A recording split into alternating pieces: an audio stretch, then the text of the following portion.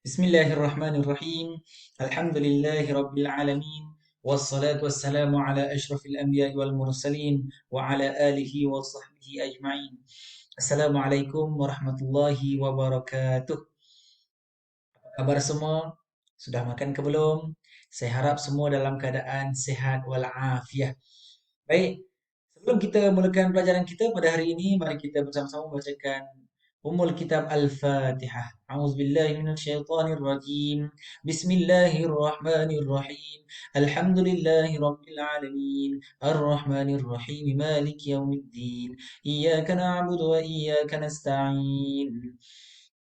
اهدنا الصراط المستقيم صراط الذين أنعمت عليهم غير المغضوب عليهم ولا الضالين آمين.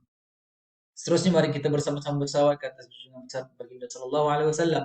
Allahumma salli ala sayyidina Muhammad wa ala ali sayyidina Muhammad. Allahumma salli ala sayyidina Muhammad wa ala ali sayyidina Muhammad. Allahumma salli ala sayyidina Muhammad wa ala ali sayyidina Muhammad. Baik, eh, hadirin pelajar sekalian, diharap dapat duduk dengan tenang. Buku dah keluar, pensel, pen apa semua dah sedia dah untuk tulis nota ke apa. Okey. Jadi bila dah duduk dalam keadaan yang tenang, barulah kita boleh mulakan pembelajaran kita.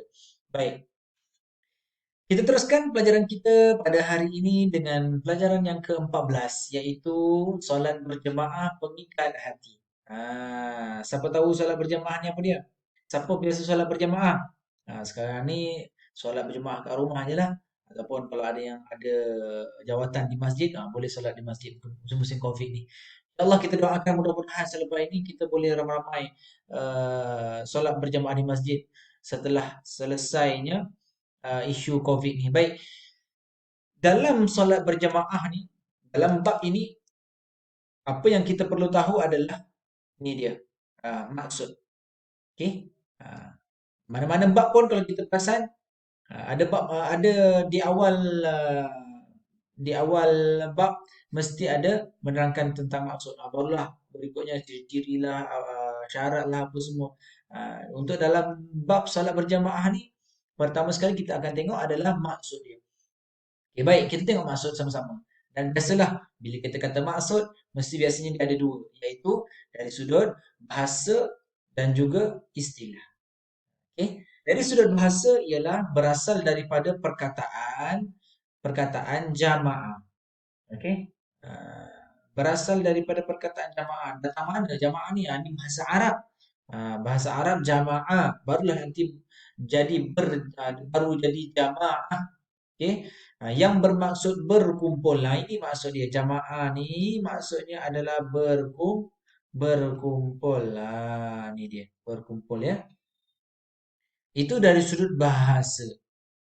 Dari sudut istilah pula, so kita kata berjamaah, solat berjamaah semua tu, bahasa jamaah tu diambil daripada bahasa Arab. Okay. Dari sudut istilah pula, okay, kita tengok macam kita akan cari kat mana potongan-potongan yang kita boleh potong, bukan potong habis, pembahagian supaya kita lebih mudah untuk kita hafal. Kita tengok dekat sini, solat makmum bersama-sama dengan solat imam. Ini boleh jadi satu potongan. Okey? Satu potongan. Tandakan dia sebagai nombor satu. Okey, kita hafalkan terus. Apa dia solat berjamaah dari sudut istilah? Solat makmum bersama-sama dengan imam. Kat solat ni tak payah pun tak apa. Potong je terus. Solat makmum bersama-sama dengan imam. Untuk kita mudah hafal. Okey? Sebab kalau banyak-banyak nanti lagi susah nak hafal. Kita tengok yang kedua. Dengan sekurang-kurangnya, seorang imam dan seorang makmum potong dekat sini. Supaya kita mudah untuk hafal. Okey, yang kedua. Ingat balik, solat makmum bersama-sama dengan imam. Sekurang-kurangnya, seorang imam dan seorang makmum. Mudah kan? Baik. Mengikut syarat-syarat tertentu ya. Ini ada yang ketiga. Syarat-syarat tertentu. Okey. Kita dah dapat dah. Okey, dah dapat dari pengertiannya dari sudut bahasa dan juga istilah. Daripada sudut bahasa tadi, jamaah iaitu berkumpul. Dari sudut istilah kita dah potong tadi. Kita dah potong Salat makmum bersama-sama dengan imam dengan sekurang-kurang seorang imam dan seorang makmum mengikut syarat-syarat tertentu. Dah mudah dah. Dah potong siap-siap dan boleh terus hafal. Baik. Seminit, 2 minit je dah hafal dah sebenarnya benda ni. Sebab dah bagi key dah. Dah bagi dia punya potongan-potongan. Supaya kita mudah hafal ya. Baik, seterusnya kita akan tengok kepada hukum solat berjemaah. Okey, solat berjamaah hukumnya bagi individu apa dia? Okey, pertama kita tengok hukum bagi individu. Yang kedua kita akan tengok dari sudut komuniti masyarakat apa dia. Kalau seorang-seorang kita, maknanya dari sudut individu, perseorangan, maka kita sunat muakkad. Sunat muakkad ni adalah apa dia? Sunat yang sunat yang dituntut. Okey. Sunat yang dituntut untuk kita melaksanakannya. So, dari sudut individu, kita ni sangat dituntut untuk solat berjemaah. Itu maksud dia. Okay? Adapun dari sudut komuniti masyarakat, secara contohlah, dalam kampung kita, ada sebuah masjid, lalu macam mana hukumnya? Bila dalam komuniti masyarakat, maka fardu kifayah. Mesti ada orang yang mendirikan. Okey, ni fardu kifayah ni mesti ada orang yang buat. Okey, mesti ada orang yang buat. Kalau tak ada siapa pun yang buat dalam kampung tu, tak ada siapa pun pergi solat berjamaah, maka seluruh kampung itu mendapat dosa. Hukum yang ini sama juga macam hukum solat jenazah, fardu kifayah. So, solat berjamaah kalau dalam komuniti masyarakat hukumnya fardu kifayah. Tapi kalau atas diri kita individu sunat muakkad. Baik. Tak adalah sampai tahap wajib tapi dia sunat muakkad. Tapi kalau dah tak ada siapa yang buat dalam kampung tersebut, tak ada solat berjemaah, maka wajib ada sekumpulan orang yang mendirikannya. Jelas ya? Itu dari sudut hukum. Sunat muakkad dan ada fardu kifayah. Baik. Dalil solat berjamaah. Kita tengok dalil. Dalam ayat Al-Quran, firman Allah Subhanahu wa taala, "A'udzu billahi minasyaitonir rajim. Wa aqimus salata wa atuz zakata warka'u ma'ar raki'in." Okey, macam mana kita nak baca petikan bawah ni? Kita tengok ni. Ini surah Al-Baqarah. Yang ini apa tanda dia?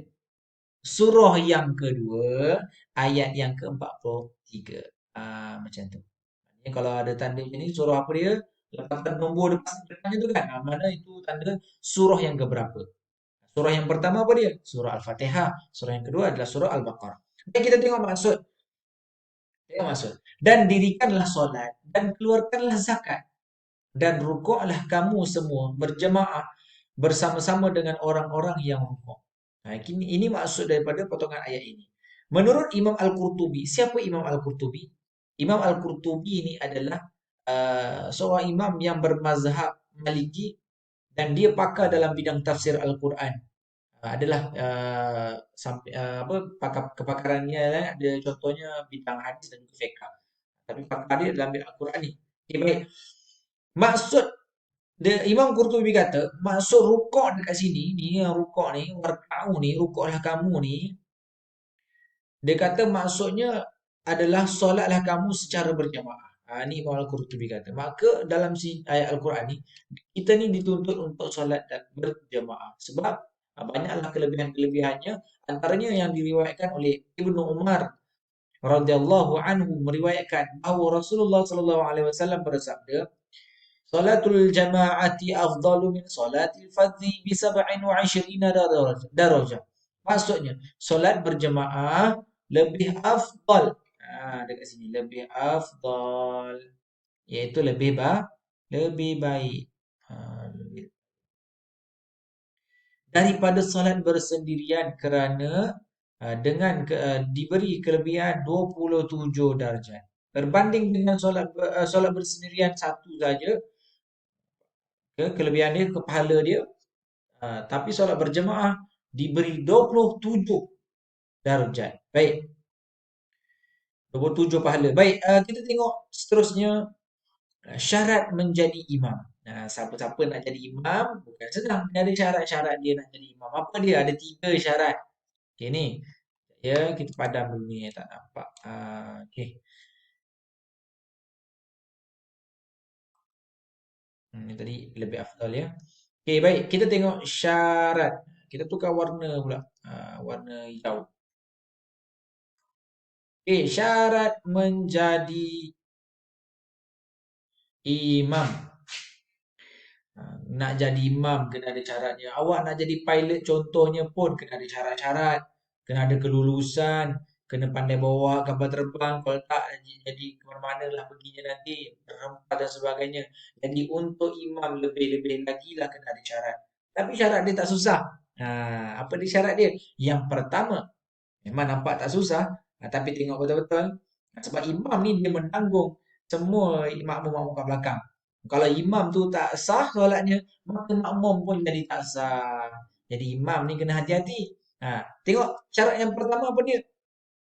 Imam boleh membaca Al-Fatihah dengan bacaan yang betul. Baik. Mudah aja, kan? Baca Fatihah aku boleh. Tapi tengok kat sini dengan bacaan yang betul. Kalau dia baca pun gagak-gagak, kalau ustaz kalau macam mana kalau orang tu jadi imam, dia tak boleh sebut ra. Ar-Rahmanir Rahim. Yang kat situ maka dilihat juga makmumnya. Kalau makmumnya ada yang boleh sebut ra, Ar-Rahmanir Rahim, maka yang boleh sebut ra tadi tu kena jadi imam. Tak boleh bagi yang dekat, tak boleh sebut ar tadi. Bukan nak merendahkan, tapi itu dia sudut hukumnya. Boleh jadi, boleh imam boleh yang pelat ar, boleh dengan syarat semua makmumnya Ar-Rahmanir Rahim. Okey. Jadi yang pertama tadi apa dia? Imam boleh membaca Al-Fatihah. Al-Fatihah macam mana? Dengan bacaan yang betul. Ini bukan cerita pasal lagu sedap tak sedap. Ini boleh baca Al-Fatihah dengan betul je. Sedap tak sedap belakang kira. Okay. Tengok seterusnya yang kedua. Imam lelaki bagi semua makmum. Imam lelaki. Okey, imamnya mesti lelaki bagi semua makmum. Kalau pondan Ustaz, pondan tu pondan apa? Dah bertukar pula. Macam-macam. Tak boleh lah. Kita boleh ambil sebab ada sudut lain tak sikoh pun semua. Tapi kalau dia mesti lelaki. Bagi semua makmum. Tak kisahlah makmum dia tu apa lelaki ke perempuan ke khunsa ke. Lelaki yang jadi imam. Jangan makmum lelaki, imamnya perempuan. Itu jadi salah, tak betul. Tak memenuhi syarat menjadi imam. Baik, untuk imam perempuan pula, imam perempuan pula hanya boleh jika semua perempuan. Kalau imam tu nak perempuan, perempuan ni nak jadi imam, makmum dia mestilah perempuan. Kalau tiba-tiba ada lelaki belakang tu maka tak sah solatnya. Dia tak sah menjadi tak boleh jadi imam. Okay. Baik, yang ketiga, makmum meyakini sahnya solat imam. Yang ketiga adalah makmum ni kena yakin sahnya solat imam. Kalau tiba-tiba makmum tu, imam ni betul ke tak betul ni? Maka tak sah lah imam tu, maka tak boleh lah sembahyang berjemaah. Contohlah makmumnya tadi sebelum pergi apa, dia dah nampak dah imam tu, sebelum jadi imam tu dia nampak dah orang ni dia keluar daripada tandas. Lepas tu terus dia naik menjadi imam. Makmum tadi tengok, bukan tadi pergi tandas ke? Dah tahu dah imam tu terlupa ambil wudu, kan? Tak salah imam tadi jadi imam. Macam tu. Baik,